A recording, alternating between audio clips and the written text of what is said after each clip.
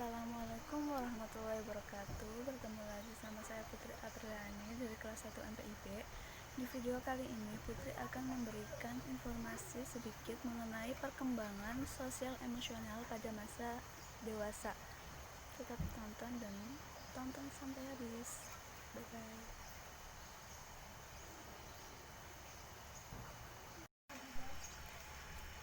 Dewasa awal merupakan satu tahap yang dianggap kritikal selepas dalam remaja. Ia dianggap kritikal karena disebabkan pada masa ini manusia berada pada tahap pembentukan karir dan keluarga. Pada peringkat ini, seseorang perlu membuat pilihan yang tepat demi menjamin masa depannya terhadap pekerjaan dan keluarga. Pada masa ini juga, seseorang akan menghadapi dilema antara pekerjaan dan keluarga. Berbagai masalah mulai timbul, terutama dalam perkembangan karir dan juga hubungan dalam keluarga. Dan masalah yang timbul tersebut merupakan salah satu bagian dari perkembangan sosial emosional. Sosial emosional adalah perubahan yang terjadi pada diri setiap individu dalam warna afektif yang menyertai setiap keadaan atau perilaku individu. Menurut teori Erikson, tahap dewasa awal yaitu mereka di dalam lingkungan umur 20-an ke 30-an. Pada tahap ini, manusia mulai menerima dan memikul tanggung jawab yang lebih berat. Pada tahap ini juga hubungan intim mulai berlaku dan berkembang.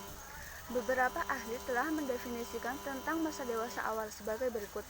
Menurut Skyle dan Wills tahun 1991 menyatakan bahwa tidaklah mudah untuk mendefinisikan bahwa seseorang telah menjadi dewasa, karena tidak ada kondisi yang sama persis yang dapat diterapkan pada semua orang. Yang kedua, menurut Harlock tahun 1990, mendefinisikan dewasa yaitu individu yang telah menyelesaikan pertumbuhannya dan siap menerima kedudukannya dalam masyarakat bersama orang dewasa lainnya.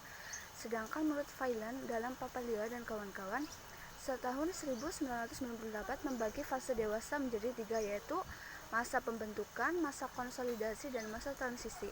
Masa pembentukan dimulai pada usia 20-30 tahun dengan tugas perkembangan mulai memisahkan diri dari orang tua, membentuk keluarga dengan pernikahan, dan mengembangkan persahabatan.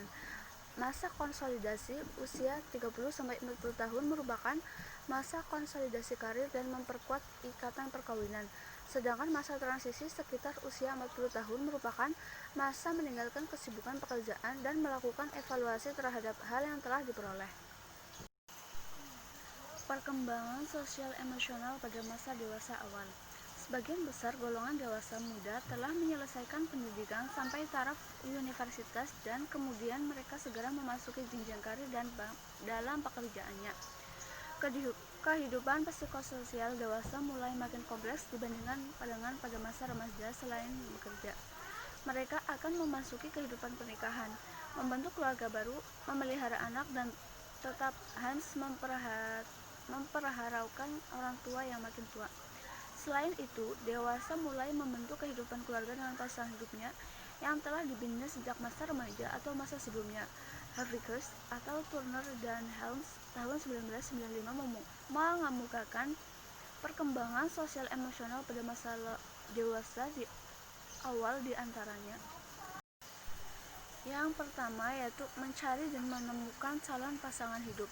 Setelah melewati masa remaja, golongan dewasa muda semakin memiliki kematangan fisiologis atau seksual sehingga mereka siap melakukan tugas reproduksi, yaitu mampu melakukan hubungan seksual dengan lawan jenisnya, asalkan memenuhi persyaratan yang sah yaitu perkawinan resmi. Tentu saja perkawinan tersebut dilakukan atas dasar cinta yang romantis dan cinta yang penuh afeksi atau kebersamaan. Cinta yang romantis juga disebut cinta yang bergairah karena memiliki elemen seksual dan kekanak-kanakan dan seringkali mendominasi bagian awal suatu hubungan cinta. Peneliti cinta yang terkenal Ellen Basrell tahun 1988 menyatakan bahwa cinta romantis adalah hal yang ia percaya harus kita pahami jika tidak mempelajari apa itu cinta yang sesungguhnya. Cinta yang romantis mencakup jalinan yang rumit dan emosi-emosi yang berbeda. Ketakutan, kemarahan, gairah seksual, kesenangan, dan kecemburuan sebagai contoh. Sedangkan cinta yang penuh afeksi disebut juga cinta yang penuh kebersamaan, yaitu ketika tipe cinta yang terjadi ketika hasrat individu untuk berada dekat dengan orang lain dan melibatkan perasaan yang ada dalam dan sayang terhadap orang tersebut. Yang kedua yaitu membina kehidupan rumah tangga. Papalia Ols dan Feldman tahun 1998-2001 menyatakan bahwa golongan dewasa muda berkisar antara 21 sampai 40 tahun. Masa ini dianggap sebagai rentang yang cukup panjang, yaitu 20 tahun. Terlepas dari panjang atau pendeknya rentang waktu tersebut, golongan dewasa muda yang berusia di atas 25 tahun umumnya telah menyelesaikan pendidikannya minimal setingkat SLTA atau SMU atau sekolah menengah umum, akademi atau universitas. Selain itu, sebagian besar dari mereka yang telah menyelesaikan pendidikan umumnya telah memasuki dunia pekerjaan guna meraih karir tertinggi. Dari sini, mereka mempersiapkan dan membukukan diri bahwa mereka sudah mandiri secara ekonomis. Artinya, sudah tidak bergantung pada orang tua. Sikap yang mandiri ini merupakan langkah positif yang baik bagi mereka karena sekaligus dijadikan sebagai persiapan untuk memasuki kehidupan rumah tangga yang baru. Namun, sebelum mempersiapkan membina rumah tangga, ada beberapa orang yang melakukan fase pertama, yaitu living home and become a single adult, yaitu proses di mana remaja menjadi orang dewasa dan keluar dari keluarga asalnya untuk sementara waktu karena ingin merasakan hidup mandiri dan mempunyai privasi. Pasangan baru adalah fase kedua setelah fase living home and become a single adult, yaitu di mana dua individu dari dua keluarga yang berbeda bersatu untuk membentuk satu sistem keluarga yang baru. Fase ini tidak hanya melibatkan pembangunan satu sistem pernikahan baru, tetapi juga menyusun kembali hubungan dari keluarga jauh dan teman-teman untuk melibatkan pasangan. Yang ketiga yaitu meniti karir dalam rangka menetapkan kehidupan ekonomi rumah tangga. Salah satu tugas perkembangan seseorang yang telah memasuki masa dewasa awal adalah memasuki dunia kerja dan karir. Dalam proses perjalanan dalam fase ini, seseorang dituntut untuk dapat menentukan jenjang karir yang tepat bagi dirinya. Seorang individu dalam menjalani hidupnya di tengah fase ini diharapkan sudah memiliki pekerjaan yang layak dan menjamin. Ketika orang dewasa sudah memasuki dunia kerja, biasanya orang dewasa cenderung merasa tertekan oleh tuntutan pekerjaan yang mereka jalani. Mereka biasanya kurang setia atau memiliki loyalitas terhadap perusahaan yang rendah dan cenderung mencari pekerjaan lain yang dianggap lebih memuaskan dan lebih cepat dapat menjamin atas kelangsungan hidupnya. Terdapat beberapa aspek kerja yang harus diperhatikan pada seseorang yang telah memasuki fase dewasa. Di antaranya adalah usia, peran, jenis kelamin, perilaku dan performance, dan bagaimana kecenderungan pekerjaan dalam keluarga. Dalam memasuki dunia kerja, seseorang yang memasuki fase usia dewasa awal harus melakukan tahap-tahap penyesuaian pekerjaan, antara lain pilihan pekerjaan. Individu dapat memilih bidang pekerjaan yang sesuai dengan bakat, minat, kompetensi, dan faktor-faktor psikologis lainnya supaya ketika bekerja, kesehatan mental dan fisiknya dapat dikelola. Yang kedua yaitu stabilitas pilihan pekerjaan. Dalam memilih pekerjaan, individu harus melakukannya dengan mantap dan berpindah-pindah kerja masih dapat dilakukan di usia awal pendewasa ini. Yang ketiga yaitu penyesuaian diri dengan pekerjaan. Proses menyesuaikan diri dengan jenis pekerjaan yang telah dipilih meliputi sifat dan jenis pekerjaan, melakukan adaptasi dengan teman sejawat atau sekerjaan, pimpinan, lingkungan kerja, dan aturan-aturan dalam dunia kerjanya. Di dalam aktivitas kerjanya, orang dewasa awal cenderung jarang untuk masuk kerja karena alasan kesehatan daripada pekerja yang lebih tua. Mereka memiliki kemampuan aritmatika dan kemampuan lainnya yang lebih baik daripada pekerja yang lebih tua. Dampak usia, seks, dan faktor keluarga terhadap perkembangan karir dan kepuasan kerja. Dampak usia terhadap perkembangan karir adalah individu yang memasuki fase dewasa awal di dalam aktivitas kerjanya. Orang dewasa awal cenderung jarang untuk masuk kerja karena alasan kesehatan daripada pekerja yang lebih tua. Mereka memiliki kemampuan aritmatika dan kemampuan lainnya yang lebih baik daripada pekerja yang lebih tua. Mereka cenderung gesit dan cekatan dalam bekerja sehingga mampu mencapai tahap pekerjaan yang mapan atau telah mencapai puncak karir. Akan tetapi mereka kurang bijaksana dalam bekerja. Kepuasan pada suatu pekerjaan memiliki kaitan yang erat dengan proses kehidupan.